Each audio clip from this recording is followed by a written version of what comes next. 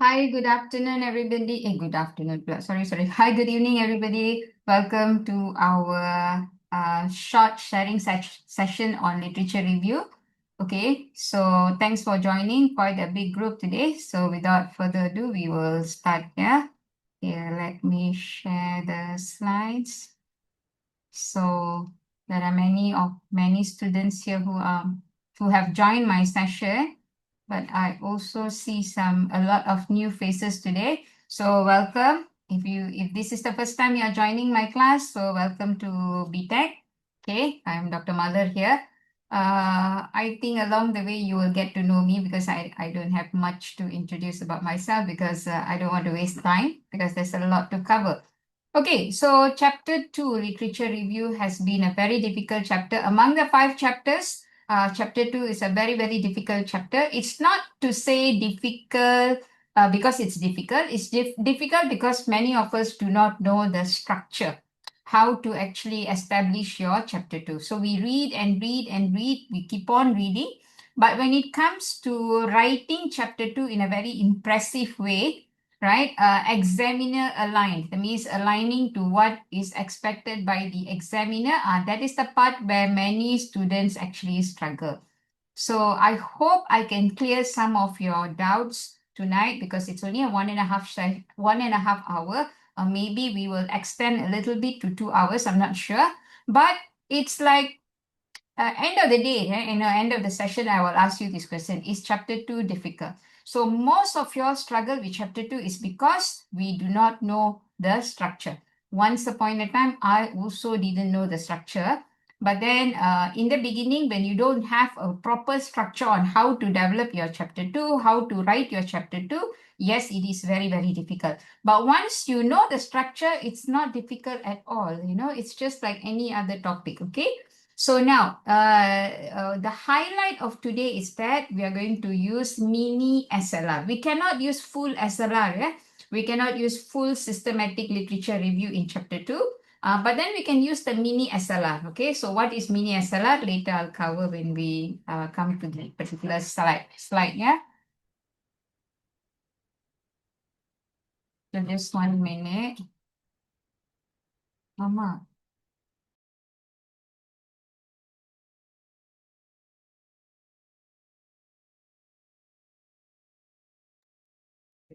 Okay, sorry, yeah. Okay, let's continue. Okay, so what is SLR? So many of you will be asking this question. What is SLR? SLR means systematic literature review, where we will use the Prisma model and everything, right? So we cannot use that in writing our chapter 2. But in background, when we are doing our funneling, when we are synthesizing our papers, because for literature review, we have to read a lot of papers. So after we read, okay, example like establishing a theory, we need about 30 to 50 papers, okay? So how to analyze them? I cannot simply write in my chapter 2, or after reading 50 papers, I selected this theory. Do you think if I write like that will be sufficient? That means when you are writing about your theory in chapter 2, can I just write a statement that I have analyzed 50 papers and I choose this theory? Is that sufficient or not? No table, nothing. We never show our matrix table, nothing. We just wrote after reading 50 papers, I selected theory A. Can I write like that? Cannot. My class is always very interactive. If please ask question, please share your ideas. You don't have to be scared of me, okay? So we cannot because again, the examiners definitely will ask. You mean you read 50 papers? Where are the 50 papers? What did you find out from the 50 papers? So we cannot simply write statements like that. So there is a structure for that. So in order to do a proper structure, we can actually use a mini SLR. That means not a complete SLR, but a mini SLR. Later, I'll show you how, okay? So what we are going to cover today is theory identification. 3 things which are very important in chapter 2. We have many parts in chapter 2 actually. Many parts in chapter 2. But the one which is very crucial in chapter 2 is theory identification. Second, variable identification and conceptualization. Third is research gap, the killer. So theory identification is compulsory. Definitely examiners will ask you, why did you choose this theory? So have anyone gone for a proposal defense? Have you all passed a proposal defense? Yes. Did this question come out? Why did you choose this theory? Yes. How did you answer? I just read literature review. Okay. So any further questions on that? Were they happy? Not quite. That's why I got minor correction. Yes. Right. So this is the problem. So because definitely in your proposal defense, they will ask this question. If you say I choose theory A, why? Why did you choose theory A? Why didn't you choose theory B? So these kind of things will come up. Okay. Two things I always see in theory identification issue. One is that means justification for selecting that theory is not strong. That is one thing. Second thing is that how do you align this theory to all your variables? These two things are the killer for theory identification. One is justification for theory selection. Second is how do you use the theory to explain your study variables? And that is always missing in your chapter 2. You select a theory, fine. But can you simply select a theory without aligning them to your study variables? Because you need to use the theory to explain the relationship between your study variables. So that is something which is missing. Right? So this is the part that you really, really, really need to focus. Okay. If you can answer these two, that means you will have a safe sailing in your theory part. Okay. Second, variable identification and conceptualization. Okay, variable identification means what? I'm sure in your framework, if you are doing quantitative study, you will have your IVs, you will have your mediator, moderator, correct? Betul? Correct? Yes. Yes. Yeah, yes. So why did you select this IV? How to answer? Why did you select training as a IV? Why did you select mentoring as a IV? Why did you select employee engagement as a mediator? So when these questions come out also, we get stuck. We don't know how to answer. We have selected them, but we don't know how to answer. Most of the time, do you do a matrix table to select your variable? No, you go into Tarzan method. Do you know what is a Tarzan method? Okay, my old students will know what is a Tarzan method. Turning around with You read one paper, you saw one variable that you like, you take. And then you read another paper, you like another variable, you take. So you read few papers, you just take variables from different paper, and then you do a jigsaw puzzle, right? You put everything together, you came out with a framework, and you're very proud of it, correct? Yes or not? Hello? Correct. Yes, doctor. Okay. Aku bukan kutuk lah. I'm Yes. telling what we do. Yes, Right? doctor. Yes. Don't worry, I had been a student. I also got to do all these things. That's why I know what y'all do. Okay? Right? So, and we are very proud of our framework because our framework is different from others. But when it comes to finding theory, is it easy or not? Is it easy or not? No. oh, No, not easy. Because again and again and again, the basic mistake that you are doing is what? You find variables first after that theory. That's totally wrong. You need to find the theory first. And from the theory only, your study variables will be extracted. So if your variables are coming from your selected theory, you don't have problem. You don't have problem because your base is your theory. From that theory only you are taking out the variables. Then you don't have to worry about your variables because your variables are aligned to the theory because your variables are coming from the theory. And once you establish your variables, right, your study variable, you have conceptualized your research framework and everything. The next issue is how do you conceptualize them? You cannot simply write layman explanation on your variable. Your variable has to be explained in terms of your theory and your focus area of your study. That's how we conceptualize. So many students, when it comes to conceptualize, they will say, Ali 2024 said this about employee engagement. And then you will go on, Ahmad 2025 said this about employee engagement. So what? Mike, if I am your examiner, okay, Ali said this, Ahmad said this, Akal said this, so what? So how does all these three people relate to your study? You didn't conceptualize in that manner. You just say Ali said this, Ahmad said this, Akal said this, Joseph said this. You said about everybody what they told about employee engagement. But did you analyze, synthesize, build your argument, and conceptualize it based on your study? You didn't do that, right? So that is why your variable explanation, usually examiners will say your variable explanation is not strong. We know that you're going to use this variable as your IV or mediator or moderator, but how does it relate to your theory and study? We cannot see that in your write-up. Yeah, that is your weaker point. Okay. And third, the killer, your gap. Wherever you go, will they leave you without a gap? Wherever you go, will they leave you without a gap? No, right? No. Without the gap, They they won't. can't even as a thesis. Yes, right? So gap is the killer because if you don't have a gap, can you do a research? What do you want to do? We are all doing research because there is a gap, right? Correct? Yes. Yeah, of Yes. course. If no gap, no talk, no research. You don't, okay, if let's say that study, that particular topic has no gap, all the gaps have been closed, then the next question will be, why are you doing that research? Why are you doing that research when there is a no gap? Okay, so you cannot do a research without a gap. So that means, but how to identify them?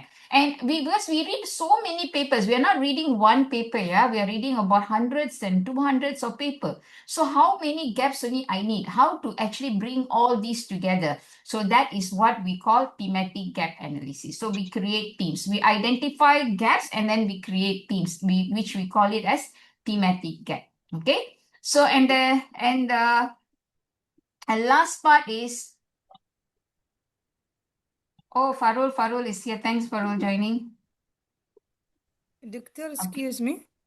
Yes. The slides is not moving. Are you explaining from another slides? Because I can see only the first slide. Yeah, I'm still in the first slide. All right, sorry. Okay. Right. Okay. So the last method is called SADA. SADA means what? What is SADA? No idea. Okay. Okay. SADA means bukan SADA in Kedah is bekalan air. It's not water department. Yeah. Okay. SADA means what? You need to synthesize, you need to analyze, you need to develop argument, right? You need to synthesize, you need to analyze, and then you need to develop argument. So this is what SADA means: synthesize, analyze, develop argument. You need to use this throughout your chapter 2. You need to synthesize, you need to analyze, you need to develop argument. Again, I'm telling you, as a student, you are reading. We are not telling that you're not reading. But unfortunately, you are not synthesizing. And what you synthesize, you never analyze. And what you analyze, you don't develop an argument. So that is the problem. Class, class, I just need a humble request from you. Our class is quite big today. We already have 160 students. Please mute yourself if you are not you're not talking. Yeah, please mute yourself. Thank you so much. Okay. Alma, kalau ada orang cakap, tolong mute ya, Alma.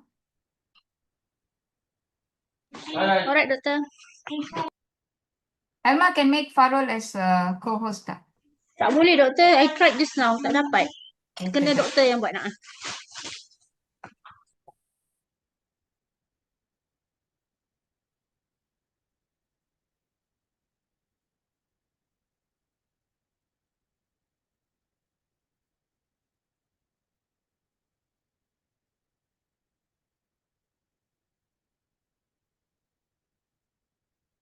Give me 1 minute, yeah. Okay.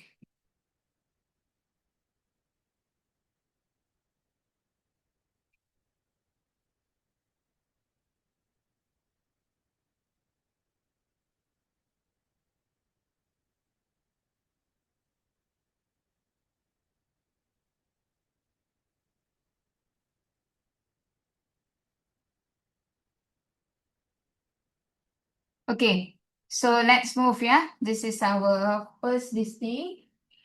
Okay, why chapter 2 is the most critical chapter? Okay, we have 5 chapters. Okay, we have 5 chapters. Okay, 5 chapters, chapter 1, chapter 2, chapter 3, chapter 4, chapter 5. But why is it the most difficult chapter is actually chapter 2? Because chapter 2 is the one which will establish our justification for doing this research, right? The other chapters are basically, it's not about justification, but chapter 2 is our basic justification why you are doing this research. Right? Definitely they will ask you question, right? Why do you want to do the research, correct? If you go for your proposal defense, that will be the first question. Why do you want to do this research? Correct or not? Betul ke? True. Correct. So where in these 5 chapters, where do I justify why I want to do this research? It's in chapter 2. So that's why chapter 2 is the critical chapter. If you fail to justify, that means if your chapter 2 fail to justify the reason for doing this research. Okay, if your chapter 2 fails to justify the reasons for doing this chapter, then your research is out. Okay, your research is out. Okay, so first of all, you need to justify why you are doing this research, right? And that will come in chapter 2.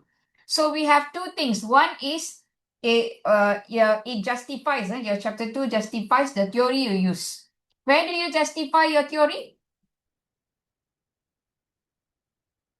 Where do you justify your theory? In chapter 2, right? Yeah, chapter 2. Yeah. Okay, just 1 minute, my thing is giving problems. Can you all hear me? Clear. Yes. Yes, Then Prof. Yes. Yes, Doctor. okay, so the first thing, the theory you use. Okay, why chapter 2 is critical? Because it justifies the theory that we use. Chapter 2 is the part where you need to justify your, okay, and chapter 2 is the chapter where you need to justify the variables you select. Example, your IVs, your mediators, your moderators, your control variable, all the variables that you are selecting, you need to justify in your chapter 2. No other chapter. It all comes in chapter 2. Okay. So the theory that you have selected, so everything comes from chapter 2, right? So that's why the chapter 2 is actually very, very critical. But what makes a chapter 2 very weak? 1, weak research framework. Okay, your research framework is established using variables, right? And using theory, right? Yes. Yes. Quanti, yes. Yes, in quantitative, right? Your research framework is established based on your IVs, based on your DV, based on your theory, based on your mediator moderator, right? So when your framework is not strong, will your chapter 2 be strong? If your base framework is not strong, will your chapter 2 be strong? No. No, No. Prof. Right? So that one will definitely make your chapter 2 weak. Second, poor hypothesis justification. So if your framework is out, your hypothesis will be out because you are writing your hypothesis based on your framework. So when your framework, your variables are not strong, that means your hypothesis is also not strong, right? And this finally will make your viva or your proposal defense question become very tough. That's why we cannot answer. So that's why there will be a lot of correction work which will be given to your chapter 2 because why? Your overall framework. So if you are doing quantitative, make sure the most important thing is that your framework is strong. So that's why in my class, I don't allow my students to start with chapter 2 until they finish a proper preliminary study. So when you register for a quantitative research, quantitative study, it doesn't matter whether you are doing quantitative, whether you are doing DDR, or whether you are doing qualitative, or whether you are doing mixed method. Once you register for PhD, what is the first thing that you need to do? What is the first thing that you need to do? Need analysis. Yes, you need Identify to the do Preliminary study. preliminary of the study. Preliminary of the study means you need to do your homework. That means you need to go and find out what is your focus area. You need to go and meet industry experts to find out what is the gap, what are the challenges that they are facing, and then based on all that only you will actually know exactly what you are going to do in your research, which becomes your focus area.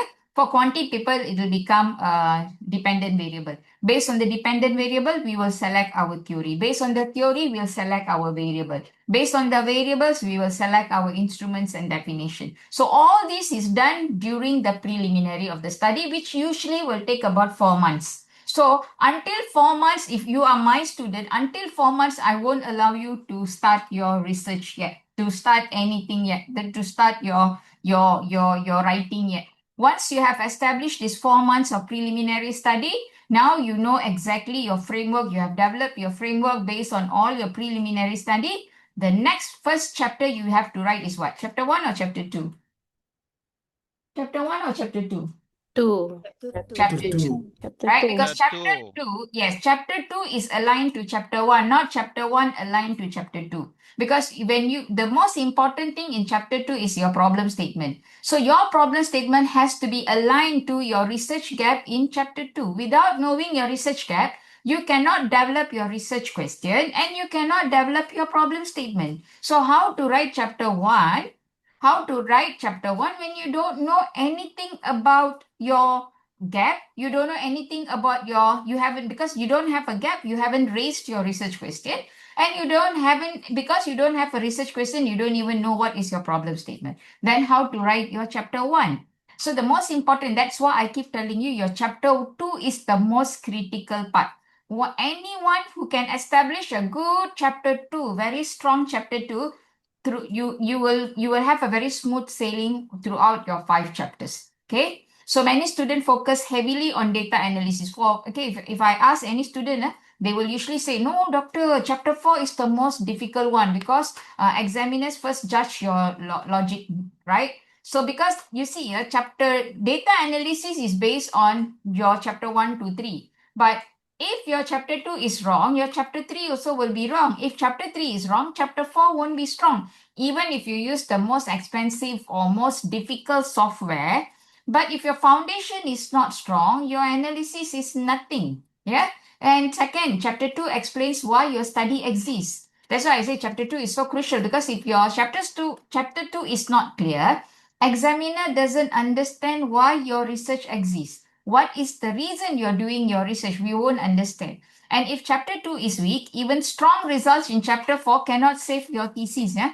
Cannot save the thesis. Right? So very, very important is that your chapter 2 must be strong. That's why when you go to chapter 5, we will revisit our chapter 2 for alignment. We don't revisit any other chapters, but we will revisit your chapter 2 for alignment. Okay, so common problems in chapter 2. What examiners dislike. Yeah, what examiners dislike is that, right? Listing studies without synthesis, right? So you list your studies. That means you list studies. That means you select studies. Your example, you have 100 papers, 200 papers for your chapter 2. But you simply list the study, You just did a table and you list the study. But there's no synthesis, no analyze, and no develop of argument. As I told you, stop writing this. A said this, B said this, C said this. After that, you move on to a next topic. Is that clear? Is that correct or not? Is that correct? No. Wrong. No. Yeah. You're okay. You say A said this, B said this, C said this. So what? So what has that got to do with your study? And that is what the examiner wants to know. But that thing is missing, right? And you're very we are very proud of ourselves when we have so many citations, because sometimes when I do literature review class, right, my students will always, doctor, in one paragraph must have how many citation, right? Doctor must have how many references in one paragraph. Okay, it's not about the number of referencing and the number of citation. It's about the argument. It's the most important is how you build your argument. That is the most crucial part, but that thing is missing, right? Once you have your argument, then your write-up will become very strong. Believe me, examiners will be very impressive with your writing because you have built your argument. So we know what is your from which perspective that you are building your argument, your discussion. That is what we want to know, right? Argument here also, it's not always negative. It can be positive, it can be negative. But it has to be like, you need to discuss the matter. Okay. Second, no clear justification for theory selection. Okay. This is another problem examiners don't like. You have a theory, you have a study variable, you even have your research, your thesis title, but we don't know what is the relationship between your theory and your study variable.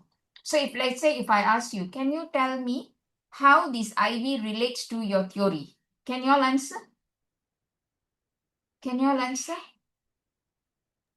You have a theory, you have IVs, okay? Or if I ask you a question, can you tell me how hypothesis 1 can be explained based on your theory selected?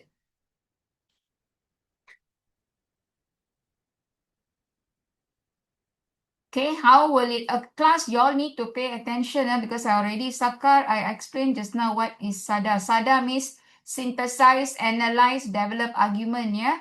Okay, so how do we know?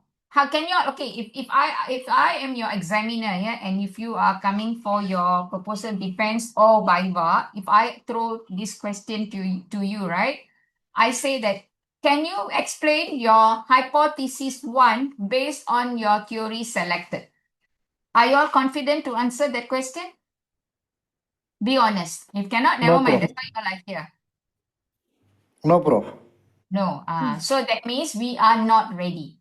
If your answer is no, fine. It's fine. It's fine. Because in the beginning stage, most of us, we will say no, right? It's okay. But we need to start preparing, right? The minute you say, okay, some students will ask me, Doctor, when will I know that I'm actually ready with my chapter 2? When you have a theory and you know how to justify your theory for selecting the theory. Second, when you know how to explain all your hypotheses based on the selected theory, and you know how to align your study variables to the theory, that is when you are 50% ready with your chapter 2. Okay, another thing is that your research gap. Once you know about your research gap and how your research gap aligns to your research question and problem statement, another 50% of your chapter 2 is done. Then only I will say strongly 100% you are ready. Yeah. Okay. Number 3, variable introduced without conceptual clarity. You pick variables from everywhere, from this paper, that paper, this paper, but conceptually they don't align to you. Okay, I'll give you an example. Let's say we have employee engagement. Okay, let's say we have employee engagement. If you go to Google Scholar, when you type employee engagement, there will be so many papers about employee engagement. All the explanation about employee engagement there will be are the same or not? Let's say there are 20 papers. 20 papers are explaining about employee engagement. Are they explaining from the same page? Are they? No. No, Doctor. Different paper will give you different explanation about employee engagement. But all the papers, aduh, can you stop scribbling here? Please behave yourself. We are researchers, right? Because every time you all do this, I need to stop sharing and come back. It's going to be waste of time because I put in a lot of effort for the class. Yeah, don't do this in my class, please. Okay. just listen, please. Quietly listen. It's a very important class. Okay. Even though it's a free class, I put in a lot of effort. I'm teaching from bottom of my heart. Okay. So don't do this, please. Okay, so when we have so many explanation, not all the explanation we can take, but this is another mistake students do.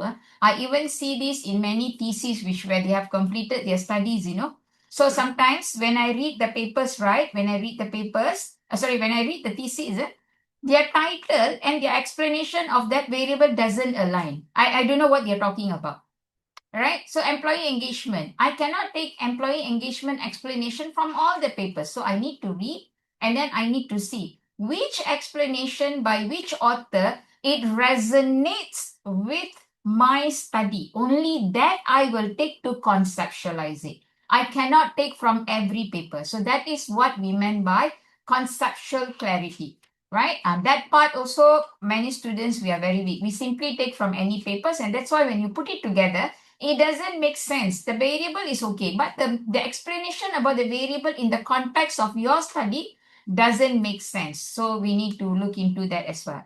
Now, next one, the fourth one is research gaps stated without evidence. So you say one of the research gaps that you always love to write is there's not many studies. There are no studies conducted. How do you know there are no studies? Have you read all the papers in the world?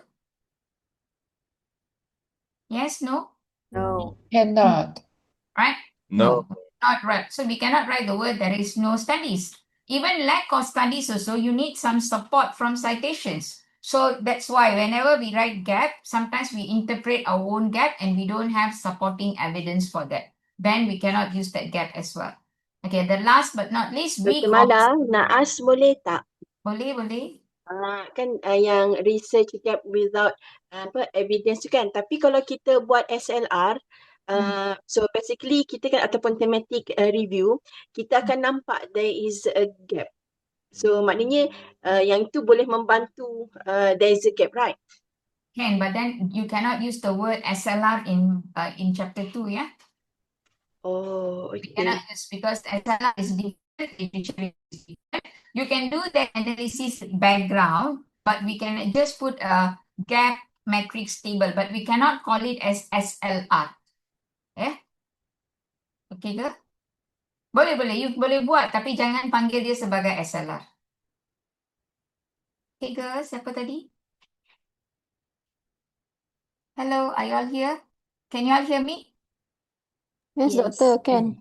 Yes, Here. Okay.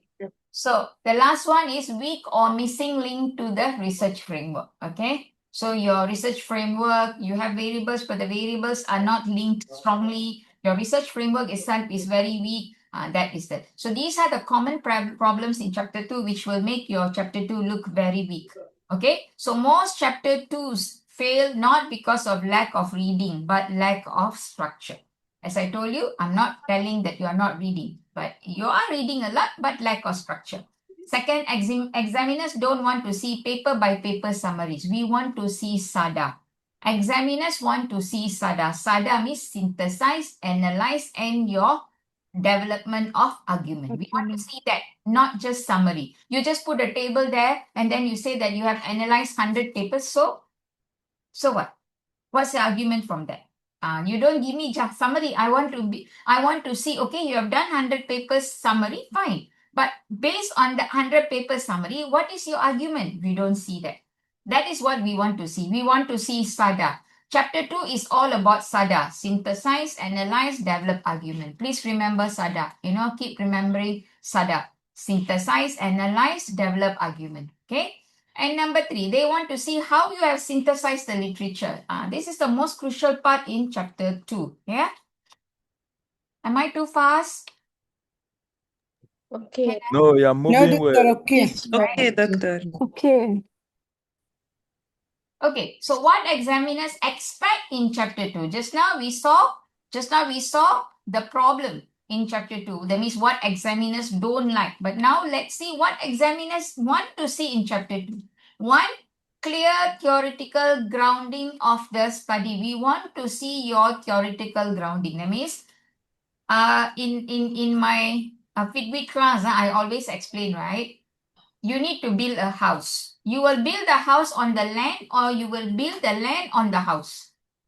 Which one comes first? House comes first or the land comes first? Land Land compass. And So that is your theoretical grounding. You need to identify your theory first. After that, only you will identify your framework. So you build your framework on the theory. So that is why we say we want to see a clear theoretical grounding. So we work with the theory first. Based on the theory only, we will develop our foundation of our framework. So sometimes what we see you have a theory. And we also see you have a framework, but both are not aligned. This is the major problem lah, yeah. That means your framework is not aligned to your theory because you didn't start with the theory. Second, logical conceptualization of variables. Third, evidence-based research gap identification. You have so many gaps but no evidence. So when we ask where this gap come from, you cannot answer because and another problem that I see in some students, yeah. Some of you all have many years of working experience, many years of working experience, and you are an observer. You have observed a lot of gap happening in your industry. So can you write that? Can we write all that gap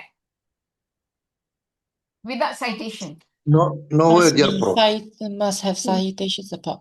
So if you have a gap in the mind, you see this particular gap every day in your workplace, fine. But then you still need to go into LR, see whether any scholar have mentioned about that gap, and then you can actually conceptualize that gap and then cite that paper. You cannot say, in my working place, I see that gap. No evidence. Okay, and then coherent flow from literature to research framework. There's no connection, yeah, between your literature and framework because everything you have in your chapter 2, when I open your chapter 2, you have everything. You have your underpinning theory is there, your variables are there, your framework is there, your gap is there, but no flow, no connection between these. Everything like stand alone, then your chapter is not so good. And academic synthesis, not description. You're describing what this person say, that person say, but there's no synthesis, no sada, yeah. So examiners read chapter 2 to evaluate your thinking, not your memory. Always remember, just by writing your chapter 2 100 pages doesn't make your chapter 2 strong because they are not looking at your memory power. They are looking at how you see things from your perspective. Scholars have seen their work based on their perspective. Now, examiners want to see things from your perspective because they are evaluating your research. So when I want to evaluate your research, I need to see from your perspective, your argument. That is how a chapter 2 will look good, right? And they expect logic, justification, and coherence. Coherence means it's a flow, right? It's a flow. This is exactly where mini SLR helps by making your review more structured and defendable. Again, you remember, I'm not talking about SLR. We cannot use SLR in chapter 2. We only can use a little bit mini SLR. Yeah? Because systematic literature review alone is a topic of its own. So it cannot combine with your chapter 2. Chapter 2 is another topic. SLR is another topic. So it's two different topics. Okay? Dr. Bala, there's Yeah. a question. For quali research also start with the theory, right? Theory, model, or any foundational studies. And then need to apply also SADA, right? Yes. Needed. SADA is for everybody, whether quali, quanti, DDR, mixed method, everybody need to use SADA. Yeah, synthesize, analyze, develop argument. It's not just for quanti. Yeah, if you are a researcher, you must use SADA. Synthesize, analyze, and develop your argument. If you don't have that, your chapter 2 is not strong. Please remember that. One of the reasons why many examiners reject your chapter 2 because you are not using SADA. Remember, chapter 2 is not a storybook. It is not description or narrative writing. It has to be SADA. Synthesize, analyze, and develop your develop your arguments. Okay.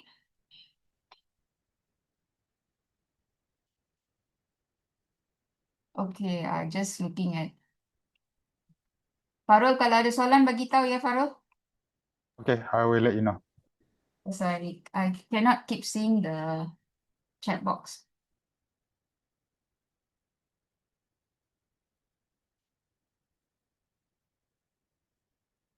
Okay, introducing mini SLR in chapter 2. Again, class, please remember, we cannot introduce a full SLR. This is just a mini SLR, yeah? Mini SLR, yeah?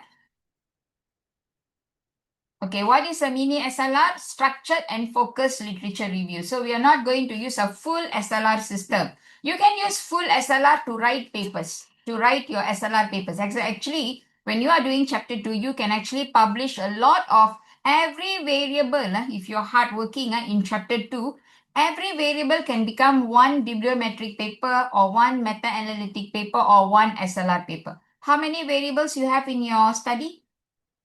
Example? 4. 7. Okay, if you have 7 in from chapter 2, you can actually publish 7 papers. If you have 4, you can publish 4 papers. You have 9, you can publish 9 papers. Because that is a full SLR. You cannot combine that SLR in chapter 2. But when you publish a SLR paper or a bibliometric paper, you can actually, the essence, the papers can be used to do a mini SLR to support your chapter 2. So don't come and tell me grandfather stories. Doctor, I don't know what to write. I don't know what to publish because publishing is one of the compulsory thing in most of the universities. You are given a requirement to publish 1 or 2 papers, right? Starting from chapter 2, you can start publishing, right?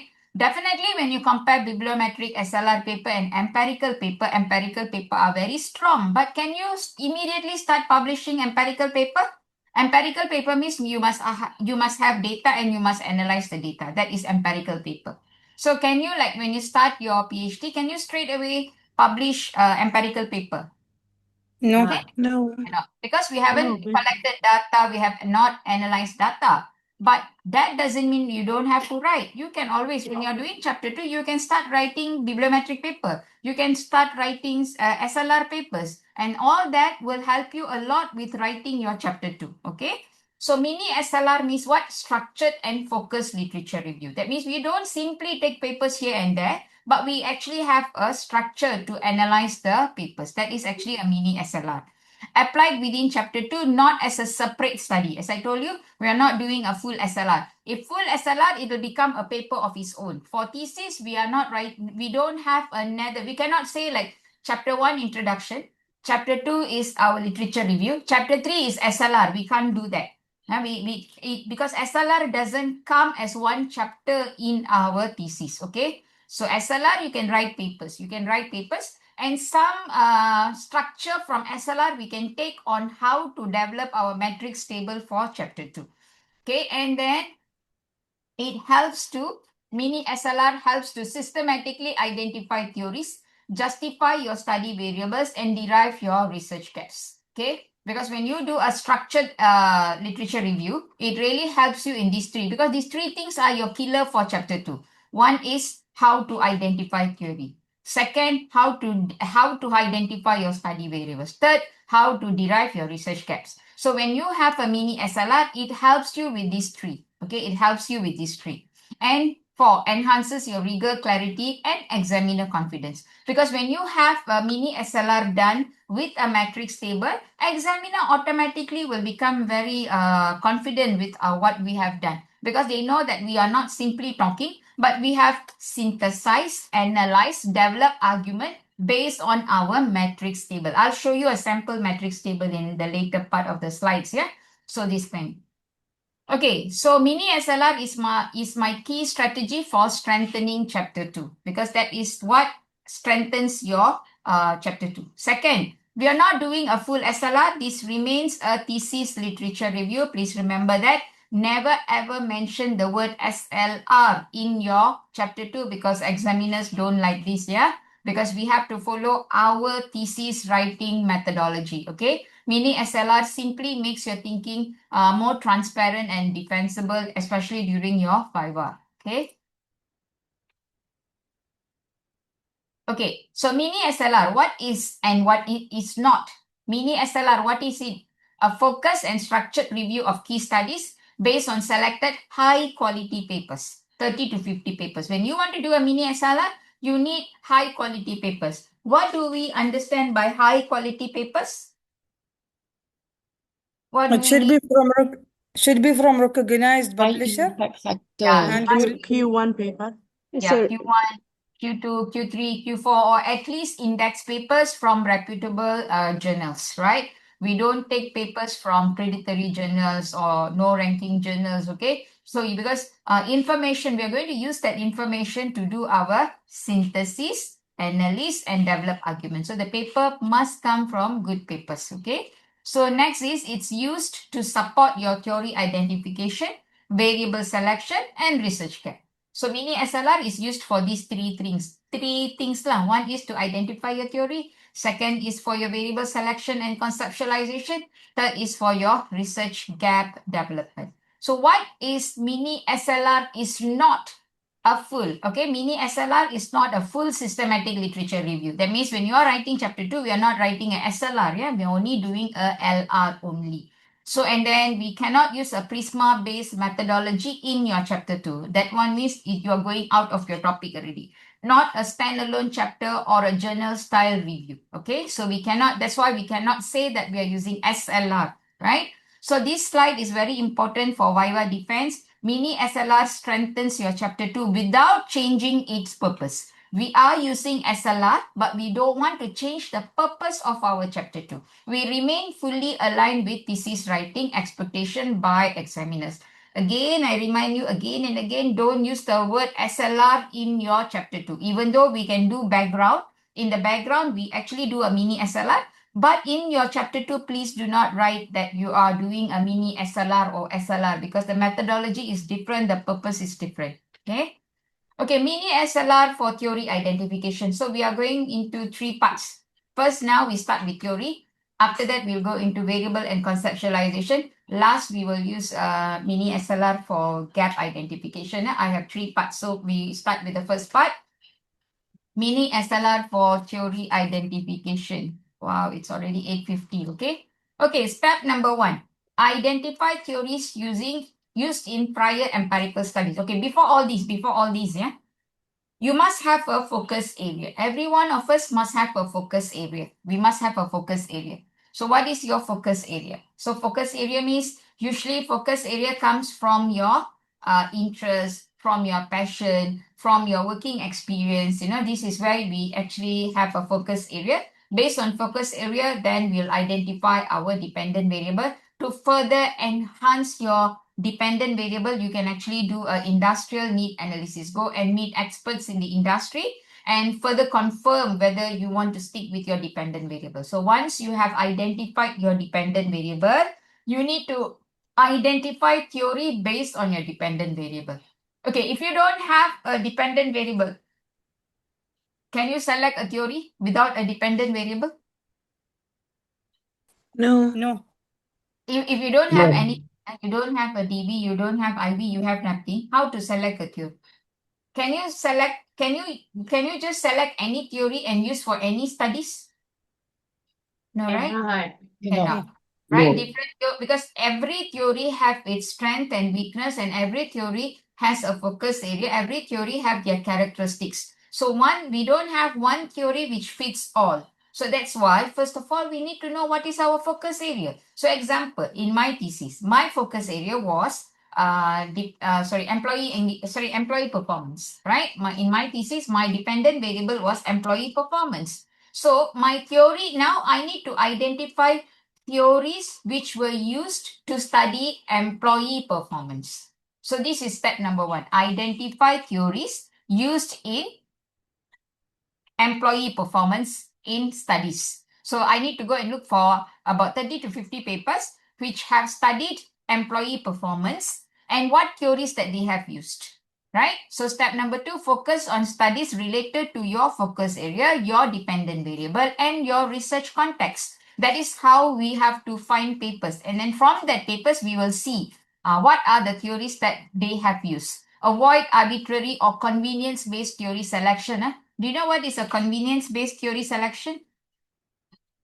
You just read any random theory and you feel, okay, this theory, many people have used, very popular, so I want to use this theory. Can you do that? No, no. Mala, can I ask Without question? strong justification cannot. There's no strong justification. And if you do this, if you go into a convenient-based theory, the theory may not be aligned to your focus area. So you are actually screwing up the whole research. Dr. Sorry? Mala, can I ask question? Yeah, sure, sure. Okay, I just wonder because let's say we start with the focus study first, and then after that we go to the theories because I'm not sure. I mean, in my area, we try to have the problem that we want to solve, and then from the problem, then we know this is our focus area, and then after that we can go to find what are the related theories that related to the problem that I want to solve. Is it possible or not? That is what I'm explaining. That's the proper way. Okay, thank you. That is exactly, you are very, very accurate, Nazim. That is exactly what we're supposed to do. Because that's why I say you cannot find a theory first, after that go and find a problem. You need to have a problem first. Your problem is your dependent variable. Your dependent variable is the issue that you want to do research. If you have a dependent variable which is not a problem, can you do your research or not? Can or not? No. Can I go and see a doctor and then the doctor say, Mala, what's wrong with you? And then I tell the doctor, I got no issue. Then why did you go to the hospital? Yes, very good, Ben. Oh, Ben, welcome, right? Thank Right? you. This time pass, huh? Yeah, right. So we cannot simply go and tell the doctor, no, doctor, I just felt like seeing you, right? Then the doctor say, I think you're in the wrong hospital. You need to go and get a treatment from other hospital, right? So definitely, you must have a problem. So based on the problem, we need to go and identify what will be the best theory that we can use in order for us to study about that problem, okay? Okay, Dr. Mala, can I ask question? Sure. Yes, Sabrina. Yeah, doctor, on the left side, you said the step 1 is to identify theory used in the prior empirical studies, then followed by step 2. So this one I'm quite confused.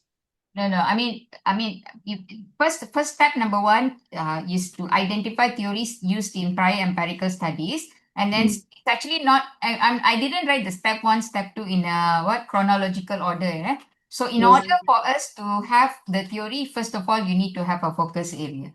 Okay. Right. So that means how to identify theory. How to identify the theory for empirical study is actually based on your focus area, dependent variable, and your research context. Okay, girl? Hello. Okay, doctor. Okay. Thank you. And the last one, select theory with strong explanatory power. That means you need to make sure what the theory that you're selecting is able to explain your issue. Don't take unrelated theory. Don't just go into where popular theory. Oh, I'm selecting this theory because many people are using the theory. And yes, because when I do personal coaching and when students come to me for personal coaching, doctor, I want to do you thought too. I say, okay, what's your issue? Oh, don't have an issue. How to help? Tell me if you get a student in future like that, how to help? Can help or not? Cannot help. How to help? I say, what's your issue? What's your dependent variable? Oh, I haven't selected, but I want to use U thought 2 theory. So you all are grown up. If not, I can take a rotan and pack you all. So definitely you must have an issue first. Based on the issue only, we will actually start looking for theory. Here, this person doesn't have an issue, doesn't have a focus area, doesn't have a dependent variable. Suddenly he come and say, doctor, I want to use U thought 2. How to help? Furthermore, he asked me, what should I do next? I say, don't do anything. Drop your theory, go and look for your focus area. Only then once you are very clear about focus area, and then go and read about 50 to 100 papers on your focus area. After that, you come back and see me. That's the only thing I can say. Yeah. I'm not God. I'm not God. If you ask me about, okay, and some students, they have an issue and then they will come and ask me, doctor, which theory I should use? Can I help? Can I help? No. Oh, this one can know. Of course. Have to find the focus area. Right, everybody's focus area is different. My focus area is on HR and employee performance, right? I'm a certified trainer for KPI, key performance indicator. right? So that's my focus area. But if you come from a different background and then ask me, Doctor, which theory I should use, how do I know? I mean, speakers like us doesn't mean we are God. We know everything about theory. There are so many theories out there, right? So what I am guiding you all is just the structure. So follow the structure, apply to individual study, and you'll find the answer. But I cannot give you all the answer because our areas are very, very different, right? Even if you ask me in HR also, I cannot give you exact answer because the HR is something which is very, very wide. Okay. So theory should not be chosen because it is popular or easy. It must explain why your variables relate to your outcome, which is your dependent variable. And mini SLR helps you justify theory choice using evidence. Okay. Okay, theory mapping using mini SLR. Yeah. So how to do a theory mapping? Step number 1, extract theories from selected key studies. Okay. Step 2, theory usage across studies, study context, dependent variables are explained in the key studies. And then identify most frequently used theories, contest appropriate theories, or even theories which are not which are least used in your studies also can. It doesn't have to be most frequently. You only can select a theory which is most frequently. What if it is too frequent? Then it will become saturated theories, right? So when you use saturated theory also, there won't be any more gap, right? So we can use theories which are highly used or least used.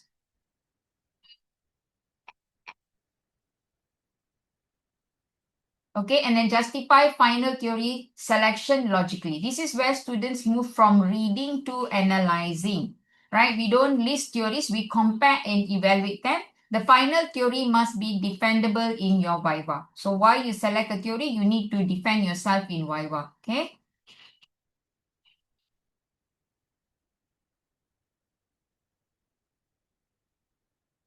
Okay, theory frequency matrix using mini SLR, which usually will take papers which are last 5 years. But if my students, I will ask them to stick to 3 years first. If you really cannot find sufficient papers in 3 years, then only go to 5 years, okay? So best is the 3 years. First 3 years is the most crucial one because we want to see the latest in these 3 years. What are the theories which has been used in your area more frequently or least used? So that's why we go for 3 years. But safe is 3 years, but we can actually use up to 3 to 5 years. Yeah? So focus review of studies related to your research focus area and dependent variable. That is the most important thing. And then time frame last 5 years. Yeah? Okay, and then students analyze recent literature within the last 5 years only. Purpose is identify dominant theories, support evidence-based theory selection. So students must analyze recent literature within the last 5 years. We focus on studies that examine the same dependent variable. The most frequently used theory becomes the strongest candidate for justification. But not only that, if the theory is least used in your area, can you select them? Can or not? No. Can. Can. But you need to build your argument saying that this is a theory which is very popular in other discipline, but has not been actually used in my discipline, in your selected discipline. So you want to close the gap by implementing this theory in your discipline. It all depends on SADA, how you synthesize, analyze, and develop your argument. If your SADA is strong, you can always use a new theory or upcoming theory or theory which is still just growing in your discipline. No issue. But SADA must be strong. Okay. Okay. This is how a matrix table will look like. Yeah.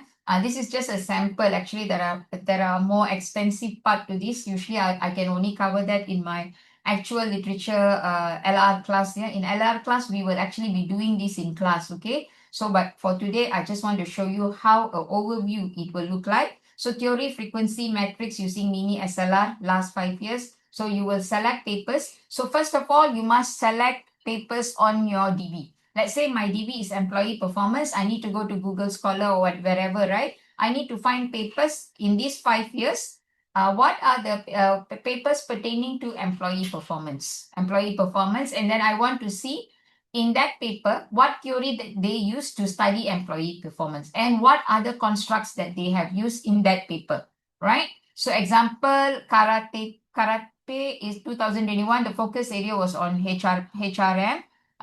He's in that paper they use dependent variable, which was EP, and then they use social exchange theory, and then this is the construct and notes. This paper was highly cited paper, so it's a very strong paper. So whatever notes that you want to put, you can put here about that paper. Okay, so when you do this for about 30 to 50 papers, you will start developing this. Nice or not? Can I report this table and this graph? Okay, this part here, this is called as frequency analysis. On the left hand side, yeah. So it shows social exchange theory got 8 papers. That means here from this matrix table, we can actually do the frequency analysis, saying that out of the 30 papers, got 8 authors using social exchange theory. And then another 3 papers, they use social cognitive theory. So these are the theories which has been used in that 30 to 50 papers to study employee performance. So based on this frequency, I draw my graph. So in the graph, can you see clearly which is the theory which was mostly used? Yes. Social action theory, right?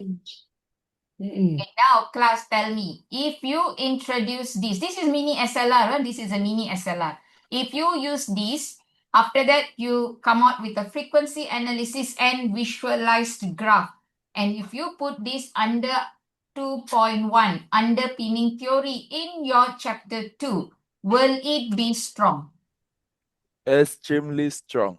Yes. So examiners will not Extremely have strong. Yes, for doctor. why you selected, yeah. Examiners will not further question you why you selected this theory, because you are already showing your examiners that you have used SADA. You have synthesized 50 papers, you have analyzed them, and then you have developed your argument for selecting your particular theory. So this is what we want from researchers, not just in chapter 2, underpinning theory, straight away you explain about social exchange theory. That's why they ask. Why you use this theory? Why you never use the other theory, right? If you never do homework, then examiner will take advantage on you by just suggesting, I don't think so, this theory is very good. You're supposed to use that theory because you never do homework. But when you do your homework, when you have shown them clearly, your synthesis, your analysis, and your argument for selecting a theory, they cannot say anything, right? So this is what we want. Well, this is what exactly the examiner want. Actually, the whole thing that we are doing here and here, this is what we call mini SLR. Understand? Understand? Doctor, I have a question, Doctor. Yes. Can we do the same thing for a qualitative research? If you're using, you're doing grounded theory, yeah? Yes.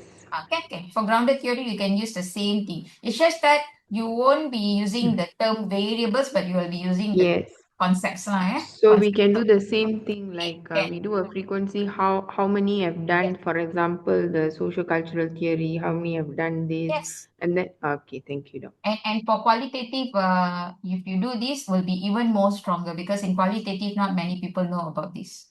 Yes, thank you so much, So Doctor. doctor, sorry doctor, Yeah. if I'm doing mixed method, so meaning to say I have to do first theory for quantity, then after that theory for quality. Yeah, correct. Okay. It- And then the other thing, doctor, back to your previous slides, I could see that your focus area and also your dependent variables are the same. So like this, right? Dependent variables, all is about employee performance, but then your focus area is there is Employee performance. Yeah. My focus area in my listing employee performance. So I need to find papers pertaining to employee performance to see what theories the other scholars have used to study employee performance. but I could see that your focus area is there is many. So I all this while I thought like Dependent variable is employee performance. Focus area is your discipline. Which discipline? I mean, the different papers, they have used it in different discipline, right? So later when you are writing, okay, the writing comes like this. This is how, based on this, you need to build your SADA, your argument. You see, suggested PhD level argumentative paragraph. Can I explain this first? Yes, yes, yes. Okay, so Accurate. an examination of empirical studies published over the last 5 years reveals that social exchange theory has been the most consistently applied theoretical lens in explaining employee performance across diverse organizational contexts. How did I use the word diverse organizational context? How? Focus area. Different focus Yeah, area. the multiple focus area. Yes, multiple focus area. See, so that is how I actually got this part, the diverse organizational context. Prior research grounded in this theory demonstrate that employees' performance outcomes are strongly influenced by reciprocal exchanges between the organization and its members, particularly in terms of perceived support, fairness, trust, and engagement. Now, these are actually all my study variables here. Compared with alternative theoretical perspectives, social exchange theory provides a more comprehensive explanation of how blah, blah, blah, blah. You see, this write-up comes after I finish this and this. All these will go into your chapter 2 under underpinning theory. Now tell me, your justification, your SADA is strong or not? Very strong. Very strong. Very, very strong. Right now, are you all doing this in your chapter 2? Have you all done this in your chapter 2? We are on it. Okay, neat. Okay, great. Yes. Great, thank you. I have a question, Thank Doctor. you. I have a question. Yes, Raman.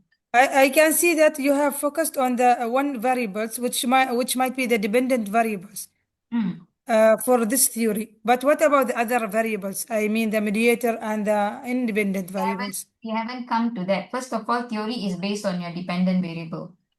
So I focused. My first focus will be on the dependent. Yeah, you must have your dependent variable. Based on the dependent variable only, we will select our theory. After selecting our theory only, we will go into other variables because other variables must come from the theory. The select All right. Thank theory. you. So that's why we haven't Yes, come to thank that yet. Okay. So you strong, so much.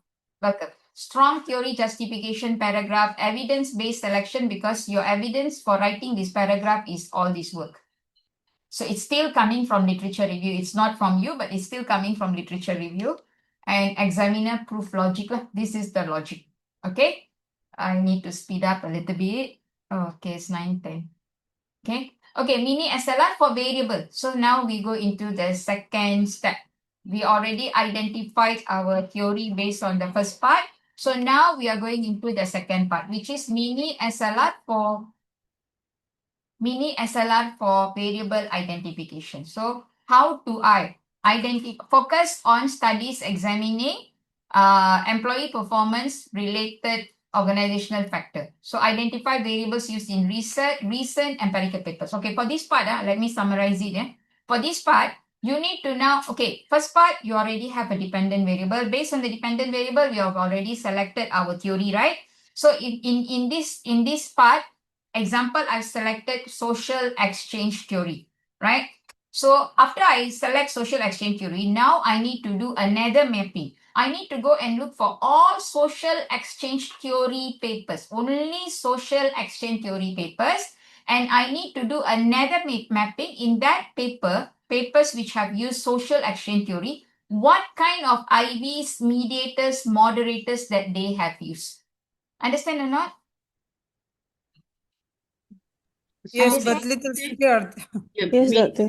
meaning to It's say like, after doctor, meaning to say when you already have the theory, then only from that particular theory that you have been chosen, then only you have to find your variables. Is that so? yes, correct. Okay. So after that, we will do a frequency like this. So based on social exchange theory, then we will have in social exchange theory, what are the IVs or variables which was mostly used, and then we do a frequency. So from the papers that we studied, about 30 to 50 papers on social exchange theory. So when I look into that theory, right, I found out work engagement is the variable which was mostly used, followed by reward, human capital, compensation, and so forth. So all these variable coming from which theory?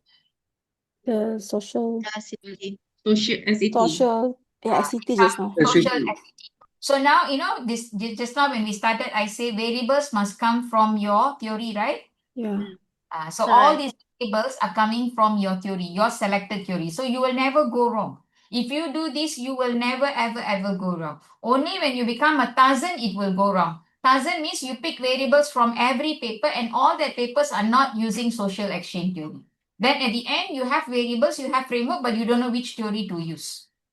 That is where many people get stuck, they cannot move on because they really don't know. If you take one theory, if let's say you select one theory, certain variables cannot fit into that theory. If you select another theory, these variables will not fit into that theory. So you have a lots of issues there. So this is the proper way. Have a DV, dependent variable, select theory based on the dependent variable, and then select the variables, your IVs, your mediators, your moderators, based on that particular theory. Okay, a question comes, can I use more than one theory? Yes, you can use more than one theory, but again, there's no methodology book which says that if you are doing PhD, you must have more than one theory, yeah? No methodology books have ever said. There's nowhere in a methodology book or even in articles we have stated that in order for you to show that you are a PhD student, you must have more than one theory, right? But if your supervisor or your university wants you to use more than one theory, it's their requirement, not from a methodology perspective. Please remember that, okay? So when do you need to incorporate a theory? Okay, example, I have selected social exchange theory. But I feel that I want to introduce a new variable from totally a different field. Example, I want to introduce, let's say, digitalization.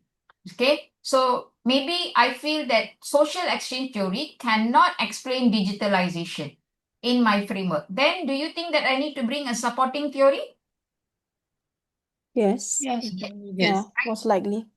So that is where the supporting theory will come if the main theory is not able to explain. But actually, all your variables came from the main theory. It's just that you are bringing another totally different variable, not from the main theory, because that is your novelty. You want to have a novelty or you want to do something different, right? And that is when you need to incorporate another theory. We call that as supporting theory. Your main theory is called as your anchor theory. Your second theory will become your supporting theory. Clear? Clear?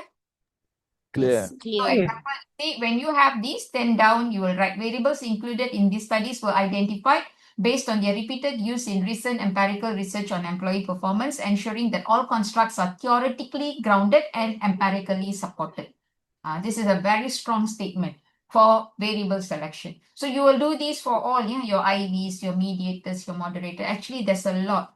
The way we justify IV is slightly different. The way you need to build your justification for mediator is different. The way we need to do justification. What I mean is justification means for matrix table. The way we do matrix table for justifying your mediator is different. The way we justify your moderator is different, because for your mediator, moderator, you need two justifications. First, why you need to introduce a mediator or moderator. That is the first justification. Second justification, which type of mediator or moderator that you want to introduce. So there's two justifications. I have no time to cover this, but I will cover in my class on Saturday, Sundays. Yeah, that one I'll give you all full templates and we will do hands-on for that. Okay. So variable conceptualization. Doctor? Yes, Akira. Yeah, doctor, I want to ask you about what just you mentioned about the variable that is not related to the theory. I thought that if I will add a new variable, I'm extending the theory. Why would I need to have a supporting theory if I would have a novelty and extend the current theory? When you How to want decide that this theory doesn't explain or doesn't that comes doesn't from yeah. Every variable, every relationship between variable in your framework has to be supported by a theory. You cannot have even a single relationship in your framework cannot be explained by a theory. If let's say this particular theory is not able to explain the relationship between a new variable that you're introducing with your DV or whatever, then you need to bring another theory to support. Understand, Amira? Yeah. Thank you. I want to ask a Every question. be supported by a theory, either the main theory or the supporting theory. So that's why I say novelty doesn't mean that every time you need to introduce a new variable. Novelty can come from many other parts. So I don't know why some students are so excited to not need two, some are having 3 theories, 4 theories. It's nice to have more theories, but you are going to cry when it comes to your data analysis in chapter 4. When you incorporate 2 or 3 theories, and if the theories are not aligned, yeah, it will screw up your data analysis in chapter 4, yeah. Please remember that. So it's not simply bringing any theory, you just put it and then you say, this is my novelty. I combine theory A with theory B. Because theory A is in a different unit of analysis, theory B is in a different unit of analysis, you are going to cry in chapter 4, right? So that's why I keep telling, just use one theory. Worst come to us, you want to have one more theory because you're introducing a new variable and that variable cannot be answered by the first theory, yes, but not more than 2 lah, yeah? Yeah, the problem is that sometimes some discussions mention that if you're going through one theory, they might say that no, it means that you did not study it enough or you did not cover enough the topic. That's why sometimes they're pushing the candidate just to put at least 2 theories, so that they will persuade that like the candidate's doing enough research. Yeah, I know. I understand, Ibrahim. There are many examiners do that, or many SV do that. But another issue is that every time we don't do a matrix table, right, the examiners will have an upper hand on us. That's why the SLR method is very important, to show them clearly what has been what is happening in your area for the past 5 years. So that's why the matrix table is actually very important. Okay. Doc, sorry. Yes. Like now for the matrix table that we have done, for each of the columns, can we form a paper from each of them, like from the theory chart that you have shown us, then the variables, and then other items? Can. Okay. Okay. Thank you. Okay. Yeah. Variable conceptualization using prior studies. Yeah. So this is how you actually conceptualize. Yeah. Okay. Step 1. Doctor, so Yes. sorry, Doctor. Yes. Okay, I have a mediator in my study. Mhm. So I use one theory. So do I have to add another theory to explain the mediator? If your mediator can be explained by the same theory, then you don't need. I see. But if you're bringing a mediator totally out of your main theory, I mean, you have one theory already, but let's say you're bringing a mediator which cannot be explained by this main theory because the mediator comes from a different field or different focus area, then you need to have a supporting theory to explain the mediator. Okay. But if your main theory can explain the mediator, then fine, just stick to one theory only. Okay, Doctor. Okay. Thank you. Okay, variable conceptualization goes beyond listing definition. So again, remember, conceptualizing variable is not just definition. You need to see which scholar's explanation fits into your context of the study.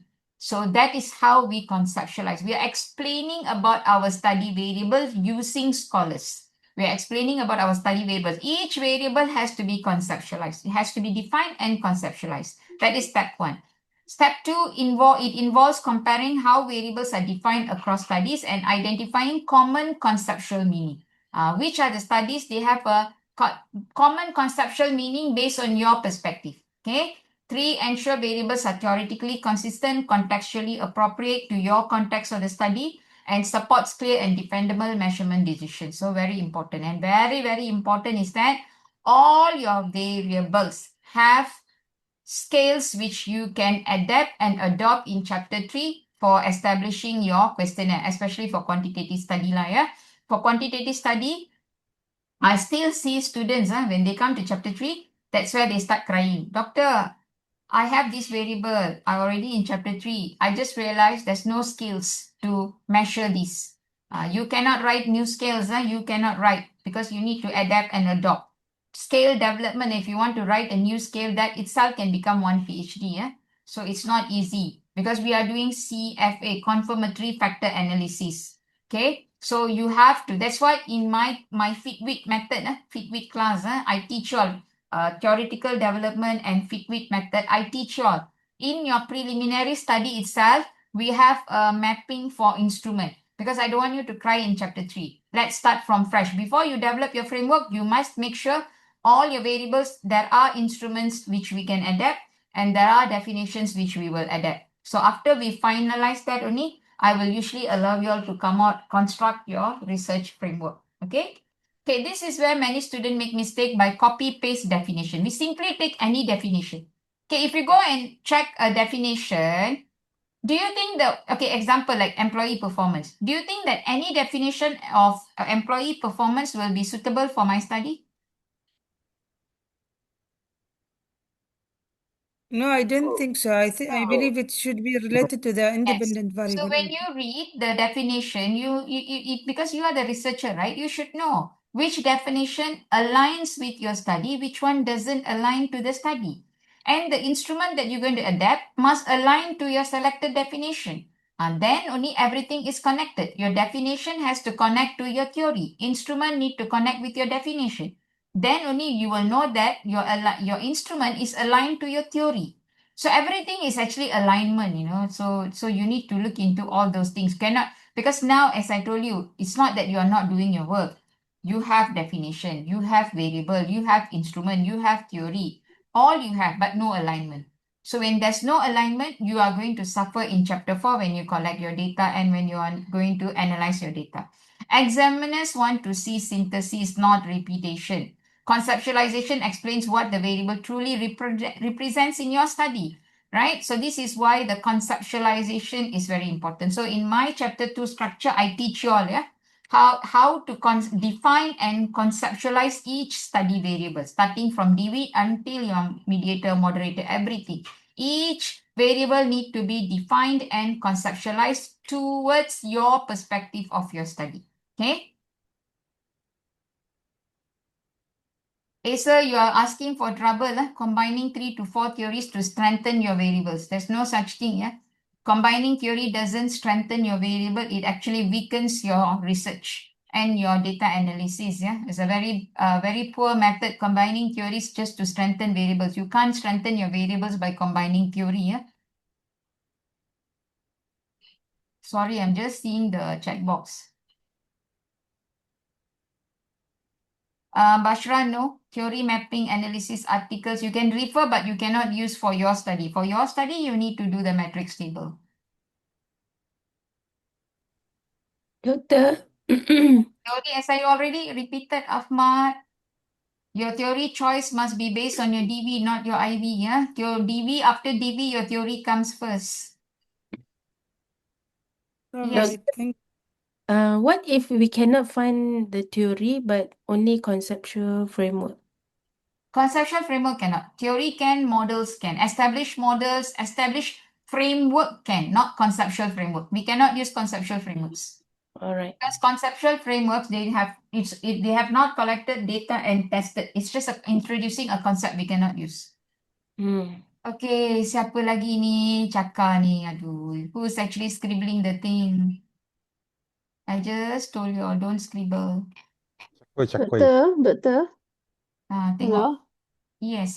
Doctor, I want to ask, in defining, you said in defining the variable definition, you cannot just take it from one study and then put it in our and use it directly for our variable definition. Means that to conceptualize it or synthesis, we can combine from a few or multiple definition and then adjust it, synthesize it in according to our dependent variables. Is it something like that? Definition, we can actually, that is what we call as, for definition, yes, for definition, we can actually use a few established definition which aligns to your study, and then you can develop your own definition based on that. That is called operationalized definition. Is it similar with the step number 1 of the SADA synthesize? No, that is definitely everything we are using SADA, but that one is called as operational definition. Usually teachers, medical, doctors, research, or engineering research, mostly we will be using operational definition. Yeah. Right.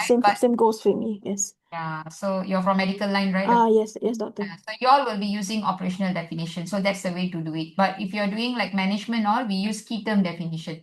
Key term definition means we don't combine definition. You need to select one particular definition without changing it. Okay. That is a key term definition. So there's slight difference between operational or key term. So you can use both, but you need to know if key term is you cannot change, but operational means you'll take a few people's definition which aligns to your study, and then based on that you write your own definition. So how does it different from the synthesis that from the SADA? Definition operational, yes, you need to synthesize a few definition and then you need to write your own definition. So the own definition must suit into your context of the study. So that is how you build your argument there. Okay, all right. You're synthesizing a few definition. After that, you analyze them and then you develop your own definition, right? The developing your own definition is the development of your argument. As I told you, argument means you're not contradicting. You're coming out with your own. That is actually development of arguments. So you're still using SADA there. But key term, we cannot use SADA because key term, you need to select one particular definition which fits into your study and we need to adapt that. Okay, Doctor? Yeah, thank you, Doctor. Welcome. Doctor, Yes. just now you're telling us about the theory kan. For example, the SET. Then after that, we have to find the variables. So, like for example, you already have that 30 to 50 articles, or for example. So, do we need to find another, for example, 50 articles related with that theory, or we just use the same article that we've been using to find our theory We can use the previously? same papers, no worries. We can use same papers. Kalau Alright. tak cukup, you just tambah sikit lah. If not enough, means Oh, add on. But you can use the same papers. It's reusable papers. No problem. okay. Thank you. Right? Okay, so this is final variable conceptualization metric. This is very important. This one, this particular thing is the last part. Last part, that means after you're doing your DV selection, after you finish your theory selection, after you select all your variables, that means your framework. So this one can go into your Viva slide actually. So you're looking at variable conceptualization from your prior studies. We're telling them, so this particular variable, what is the conceptual focus, what is the, and then which theory that we are using for this particular variable. So every variable we write like this, okay? So this is the overall matrix that which we can actually use it to go into your this thing. Researcher compact how each variable is defined across studies, identify common meaning and synthesize the definition aligned with my theory and research context, yeah? Sorry, I need to speed up. Okay, now we go into the last part, which is the thematic gap analysis, the most crucial part here, thematic gap analysis, okay? Thematic gap analysis chart. So theme identified from literature. Okay, so example, you will definitely have a matrix table, like what we did for our theory, right? We need to have a matrix table. The matrix table, usually I'll give it during class now, yeah? So based on that only we'll come with these themes. Themes identified from literature. When you read papers, right, whatever gap you identified, you will go and put it in your matrix table. And then from there, we see the frequency. Which gap which has been like repeating, right? Then that particular gap will become one theme here.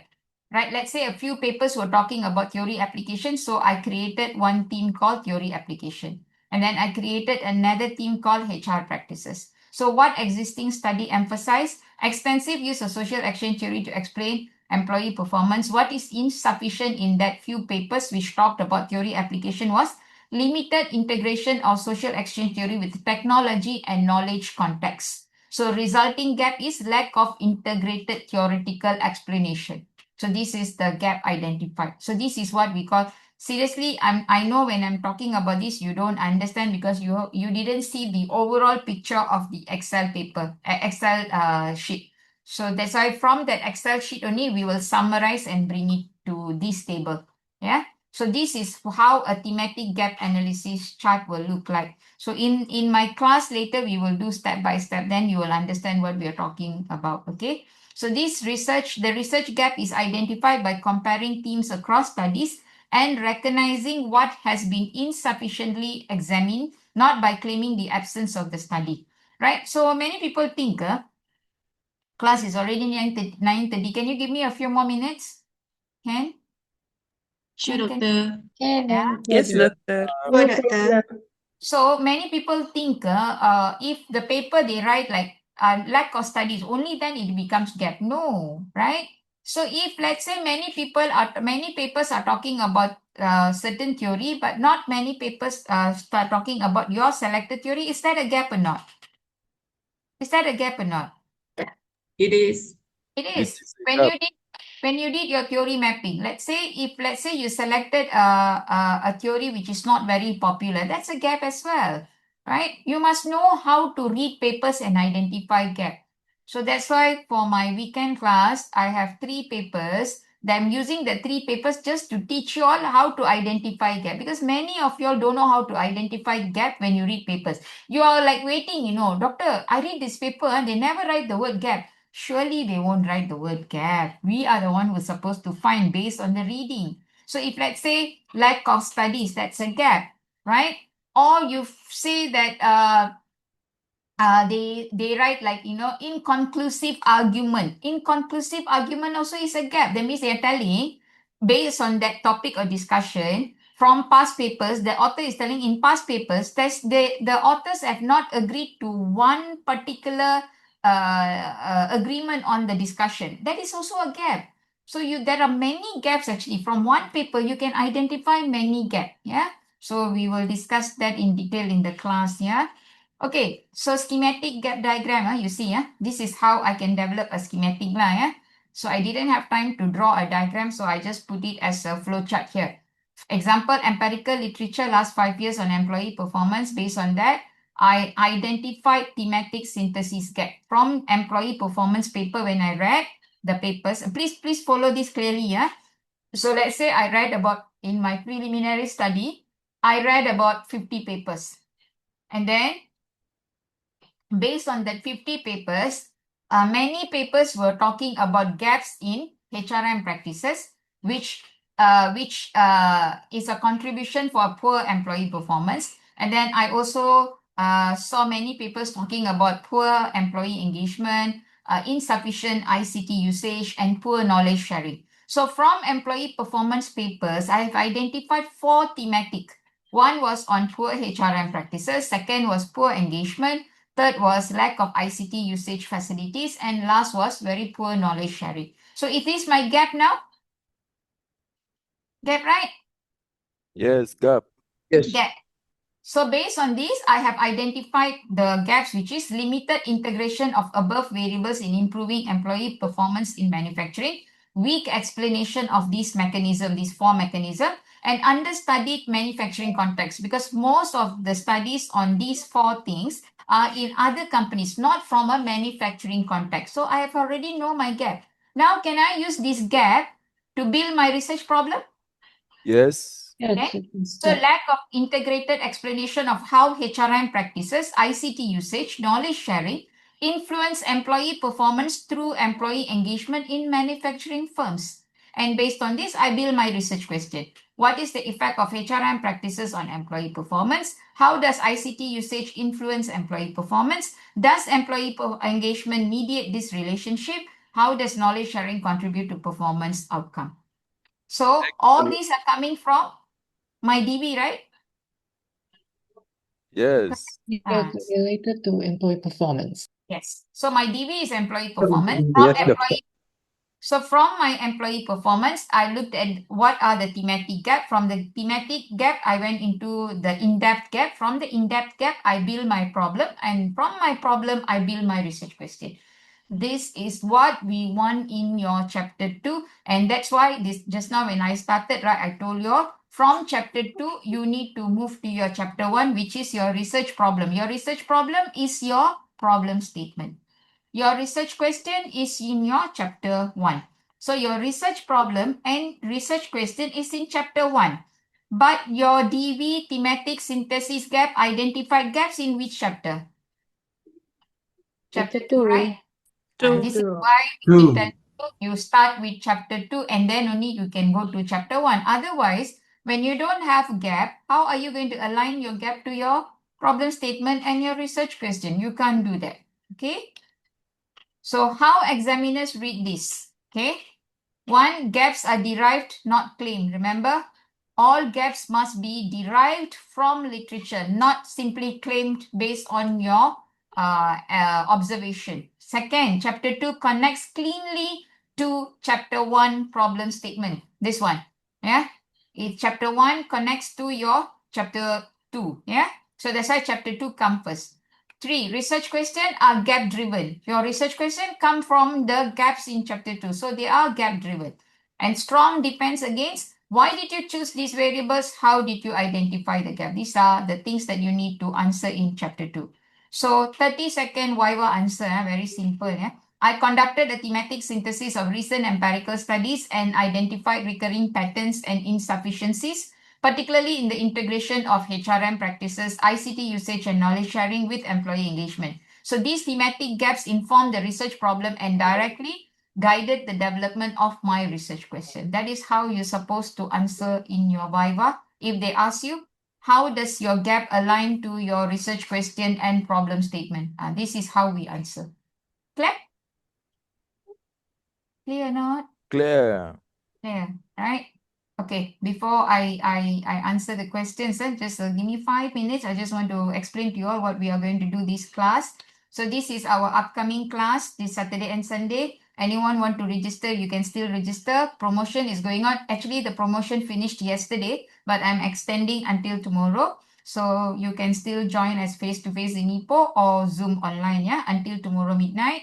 So these are the things that we are going to cover. So what I taught you today, everything will be covered, but in these 2 days, we are going to cover in depth. It's actually very, very in-depth class, okay? And for anyone who wants to complete your whole thesis, less than 3 years, try to follow this planner. I already put this planner in all our BTech groups, yeah? So you see, yeah, less than 1.5 years, you can actually start finishing. So you just need to know in the first 4 months, what are the workshops that you need to attend and do, right? And then the following 2 months, so I have given you a planner. What are the trainings? Compulsory workshop. Again, I'm not telling you must attend only my workshop. Yeah, anywhere, any speaker that you like, as long as you cover this topic according to the months, that means you're already aligning to what you are doing. Yeah. So these and in BTech group, I also have given you the schedule for the next 6 months of all the trainings. Yeah. Okay, now I go back to answering your questions. Okay, give me 1 minute.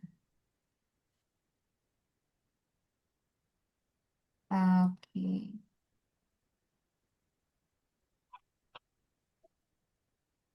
Farul, boleh baca soalan dia tak? I don't know, my Zoom is getting hanged.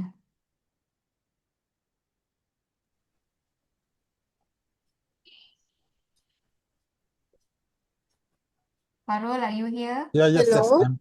Hello. Okay. Yep, yep. Hello. Hi. Doktor. Doktor. I can hear you. I can hear you. Okay. Sorry doktor. Boleh tak nak tahu detail tentang plan doktor? Nak means like just now I see you write 250 face to face at Ipoh, right? 250 face-to-face Ipoh, but if early bird is 212. 212. So is it that one for 1 day class or how? 2 days, 2 days, Saturday and Sunday. Saturday and Sunday. Okay. So how we can get the details? Are you in the WhatsApp group? WhatsApp no, but in Telegram yes. Okay. Later I'll put again in the Telegram group, BTech Telegram group. Okay. Doctor. Thank you, Doctor. Okay, welcome. Doctor, we don't have Telegram in my country, and the WhatsApp group is not working when I try to copy the link. Can you WhatsApp me? Cannot. Can you? Rahma, now it's open. I am in Oman. It's open already now? open. Okay, I will Yes, try it's again. open. Thank you, Mona. Yes, doctor. Thank you so Also, much. WhatsApp group cannot open for me. Oh, okay. Anyone having problem, then you just drop me an email, then I will reply all, yeah? If let's say you are not in Telegram group and you are also not in a WhatsApp group, right? Just email me, then I will drop you a line. Okay, Can you please write to your email, doctor, so I can email you? Because I'm trying to open this WhatsApp group, it's not opening. Elma, letak email address Dr. Mala. Okay, let me quickly read your questions. Sorry if I have overlooked your questions here. Okay, Gilan. CFA method means confirmatory factor analysis. Confirmatory factor analysis is actually for those who are using Smart PLS. So if we are using Smart PLS itself is confirmatory factor analysis. For confirmatory factor analysis, we only can adapt and adopt questionnaires which are established by other scholars because that questionnaire is already checked for validation and reliability. So we cannot write our own questions. Yeah. Okay, for your information, for everybody, for all your information, we have a BTech YouTube channel. I think we have already posted 10 free video sessions. So today's video session also, once it's ready, I'll post in there, right? So y'all can always watch all the free sessions there. I have a few very good sessions there. So y'all can watch all the sessions there, yeah? I already pasted in this channel. In this chat. Mona, I'm very sorry because evenings, this is the best time I can actually have a class because I'm also a trainer. So most of the days, 9 to 5, I have my training session. So my free time is actually around 8 o'clock or 8:30 at night. So that's why I do it according to my convenience. Yeah, I cannot accommodate to others so much, right? I know your urgency, but everybody is giving me every different timing. I can't accommodate. There are too many students. But please feel free to watch YouTube channel. Don't miss the YouTube channel. All these recordings are in YouTube channel. So it is, you can actually watch YouTube channels, yeah? Doctor, I will read my question. So I was asking whether can we use the same papers from need analysis for this LR as well? Can. When in your preliminary study, right, whatever papers which you can reuse, you can actually reuse. No issue on that. All right, thank you. Yeah. Okay. There, Parol has put the YouTube channel in chat box already. Yeah, so you all can go into YouTube channel. There are already 10 series free sessions. Today's one will become the 11th lah. Tonight, later when the recording is ready, I will also upload that. Yeah. Renu, yes, some operational definitions for it depends on the university and thesis school, Renu. Some are in chapter 1, some will be in chapter 2. So it depends on your school. So that part you need to follow your thesis writing guide from your university, yeah. Synthesis, evaluation, and critical thinking, yes, they're all the same. That's why I coined them as SADA. SADA means synthesize, evaluation means analyze, and then critical thinking means you write your critical, not critical thinking, critical writing. So critical writing is actually developing your argument. Okay. Yes, can. Okay, I think the rest. There's one question. This coming weekend session, is it to quanti only? Because this Asia is doing quali. Quali pun boleh, can. Yes. Can. Quali also can. Yeah. Because it's a part of the your chapter 2. Yes. That's easy for you to do the arguments letters on your what's chapter 5 as well. Okay, I think we are done. Okay, Farul, boleh tak kita ambil gambar? Thank you, Doctor. Thank you. Alma, boleh ambil gambar, Alma? I tak ada that thing. Okay, Sorry, Doctor. boleh. All right, everybody, please turn on your camera.